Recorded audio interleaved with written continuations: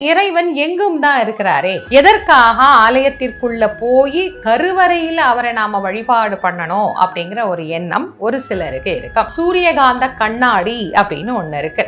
இந்த கண்ணாடிக்கு கீழே கொஞ்சம் துணியையோ பஞ்சையோ வச்சோம் அப்படின்னா அது எரிஞ்சு சாம்பலாக போயிடும். ஆனா அதே சூரியனுக்கு கீழே ஒரு துணியோ பஞ்சோ இருந்தா அது எரிவது கிடையாது.